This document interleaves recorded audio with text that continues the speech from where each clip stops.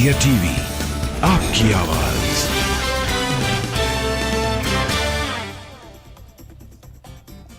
मुंबई में शक्ति परीक्षण के बाद आज दिल्ली में एनसीपी पर कब्जे की है जंग। शरद पवार ने बुलाई एनसीपी की राष्ट्रीय कार्यकारिणी की बैठक। राष्ट्रीय कार्यकारिणी में शरद पवार बागी भतीजे अजित पवार के खिलाफ ला सकते हैं प्रस्ताव। दोपहर 3 बजे है मीटिंग। अजित पवार को बुधवार को किया गया एनसीपी का राष्ट्रीय अध्यक्ष घोषित, चाचा शरद पवार को हटाया गया।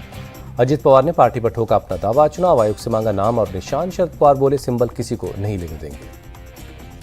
अजित पवार का शरद पवार पर बड़ा हमला, कहा चाचा ने अपनी बेटी को अध्यक्ष बनाया, मैं उनका बेटा नहीं, इसमें मेरी क्या गलती है। अजित पवार का चाचा शरद पवार को खुला चैलेंज, कहा जहां जहां वो जाएंगे वहां वहां उनके खिलाफ रैली करूंगा।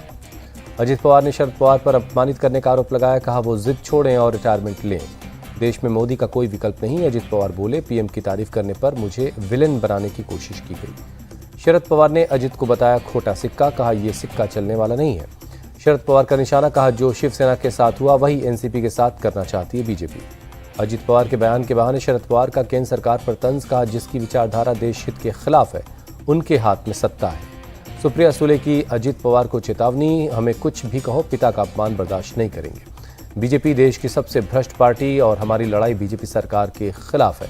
सुप्रिया सुले का बीजेपी पर अटैक। एनसीपी नेता जितेंद्र अहवाड़ ने अजित पवार पर साधा निशाना, कहा किसी के घर में न आए ऐसी स्थिति जब बेटा पिता से कहे आप बूढ़े हो गए हैं।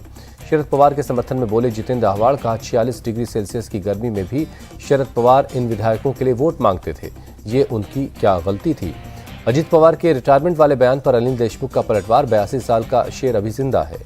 एनसीपी विधायक रोहित पवार का बयान, उम्र मायने नहीं रखती, शरद पवार जब लोगों के पास जाएंगे तो पता चल जाएगा कौन किसके साथ है। शरद पवार के निर्देश का पालन करेंगे, दोबारा लड़ने की तैयारी करेंगे। सांसद फौजिया खान का बयान, शिवसेना की शिंदे गुट ने सीएम एकनाथ शिंदे के इस्तीफा देने की खबर को बताया बेबुनियाद, विधायकों में नाराजगी से किया इनकार।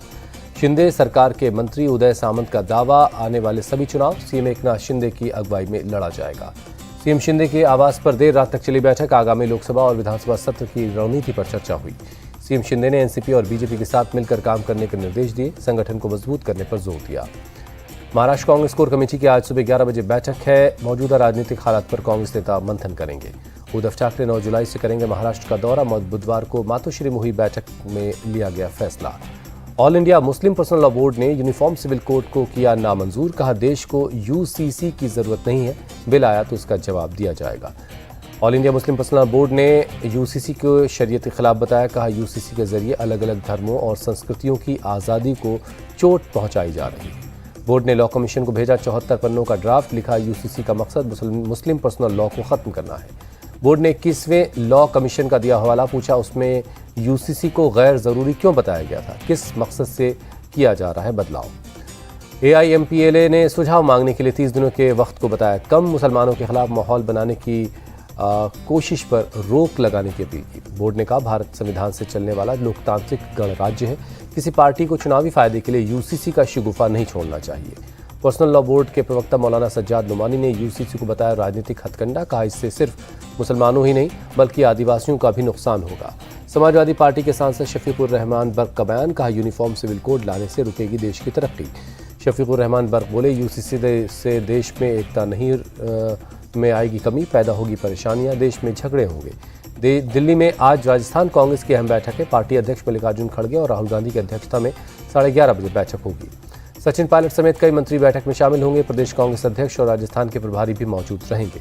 केंद्रीय गृह मंत्री अमित शाह देर रात रायपुर पहुंचे। आज बीजेपी कार्यालय में पार्टी के वरिष्ठ नेताओं से मुलाकात करेंगे। सीएम शिवराज सिंह चौहान आज सीधी टॉयलेट कांड के पीड़ित से मिलेंगे। पीड़ित और उसके परिवार से सीएम आवास पर मुलाकात होगी। सीधी टॉयलेट कांड के आरोपी के घर के एक हिस्से पर चला बुलडोजर से प्रवेश शुक्ला का मकान का एक हिस्सा गिराया गया। एमपी के शिवपुरी में दलित समुदाय के युवकों से बदसलूकी का मामला, मुस्लिम समुदाय के कुछ लोगों पर आरोप है।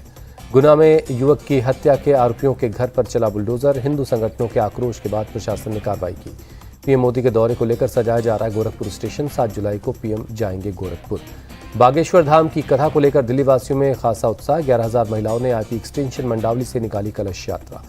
कलश यात्रा के दौरान की गई पुष्प वर्षा, कई प्रकार की झांकियां भी निकाली गई। दिल्ली के मधु विहार में पति पत्नी ने की आत्महत्या, पुलिस ने दोनों के शव कमरे से बरामद किए। गुजरात के नवसारी में नाबालिग से रेप का आरोपी गिरफ्तार, 5 साल पहले नाबालिग लड़की को बनाया था अश्लील वीडियो। राजस्थान के सीकर में सरकारी दावों की पोल खुली। मानसून की पहली बारिश में कई इलाके पानी में डूबे। गुजरात के अरावली में मूसलाधार बारिश बनी परेशानी। सड़कों पर हर तरफ पानी ही पानी दिख रहा है। पूर्वी यूक्रेन के रूसी कब्जे वाले मकीवका पर मिसाइल अटैक। एक रिहायशी मकान, अस्पताल और स्कूल को बनाया गया निशाना। वेस्टइंडीज के खिलाफ T20 सीरीज के लिए टीम इंडिया का ऐलान। हार्दिक पांड्या कप्तान, सूर्य कुमार को उप कप्तान की मिली जिम्मेदारी। काजोल और कीर्ति सेनन 8 साल बाद फिर से आएंगे एक साथ। नेटफ्लिक्स की फिल्म दो पत्ती में आएंगे नजर।